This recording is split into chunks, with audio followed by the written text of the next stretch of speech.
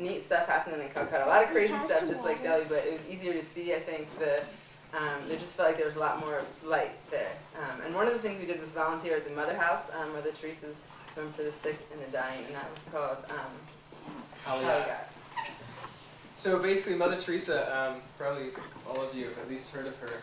She's from Eastern Europe. I'm forgetting where exactly right now. And when she was 18, she left and she went to India, specifically to Calcutta. And she just experienced this sort of intense call to go there. So she went, and as she was there, she started finding just a ton of really poor people, a lot of people who were just dying in the street. And this is no joke. I mean, it's not an unfamiliar scene to be walking around Delhi or Calcutta or a similar large Indian city and see somebody who's already died and just hasn't been removed yet. Lots of homeless people. So anyway, one of her very first mission was this place, which was a home for the destitute and dying. So basically they go pull these people who are ready to die off the street and they take care of them for a while till they die. And from that just sort of grew this movement, and now there's 200-some ministries that originated from that around the world. So that was a really cool experience. Just to give you a sense for the kind of folks that are there, there was one guy who, as volunteers, we would kind of walk around and tend to these people, which was hard because they didn't speak English and we didn't have any idea what they were trying to communicate most of the time. So we would sit there for 10 minutes and listen. And this one guy was unraveling his bandages, and it seemed like he was telling me to rewrap his bandages. When he unraveled them, a worm fell out of his foot. Like it was probably an inch long, and it was crawling around on the bed. So I sweep it into my hand and throw it away. And the doctor comes over, and basically, apparently he does this all the time. He always unwraps his bandage and then doesn't want it rewrapped, but he wants something done. Anyway, so he has a really significant infection. His leg is just sort of being eaten. This is one out of 150 folks, and so I think her idea was how do we follow this command to love our neighbor? And I think this was the way that she lived that out. She brought these people in and said, I can at least wrap your foot, and I can take you to the bathroom, and I can give you medicine. So that, I think, in a nutshell, was how Mother Teresa got started. And what I think really struck me there was that it's really hard to imagine doing that for those people.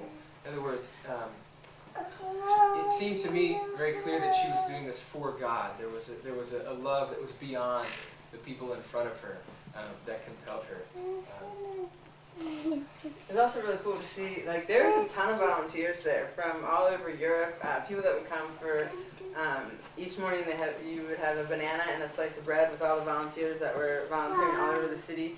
And there was probably 100 people in the room, and some were staying for a week, some were staying for 6 months, some were staying for 2 years. You know, they just had a ton of people from all over the world there coming to serve for lots of different reasons. And it was just another one of those just like beacons of hope that like, oh, like the world is a good place and people are trying to do stuff about the craziness that's happening here.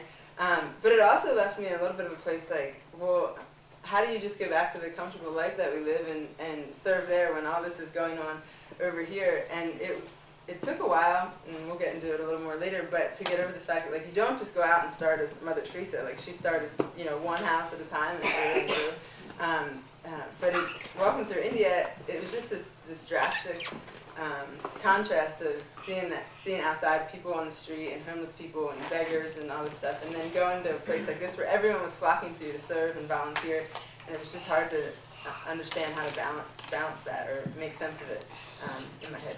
From there we went to Varanasi, which is it's sort of like Mecca for Hindus. It's the most holy city in the world for Hindus, and the Ganges runs through it, which is a river. And so that's where they do lots of, they have lots of rituals in the Ganges. They bathe there. If you can die in the Ganges or near it, there's a good chance that you will finally achieve moksha, which is sort of the escape of this life cycle.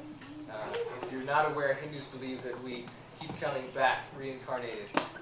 And the hope is that each time you come back, you will achieve a higher level of existence.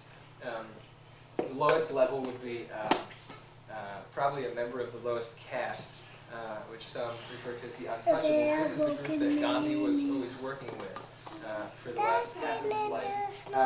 If you're really, really in good shape, you may come back as one of the god's mounts.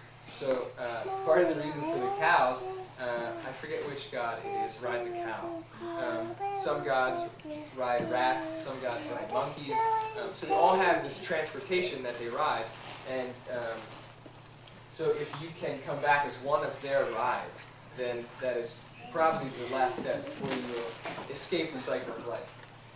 You know, I don't know.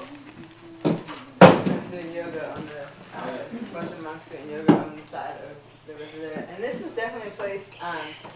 You can't really see it there, but there's definitely a look of disgust on my face because this. I feel like by the time I got to Varanasi, I was finally getting used to the cows and the trash and just this like outside of my world that I was hidden in for so long apparently. But here it was this Hinduism really came alive. I think more so here. They were celebrating Diwali, which is their Christmas, and they were just, you know, we saw some bodies burning on the Ghats, and it was just really, really intense. The experience of people really believing in this other religion that didn't make any sense to me, partly because I didn't know anything about it going into it. And I think it was weird to me to experience other people.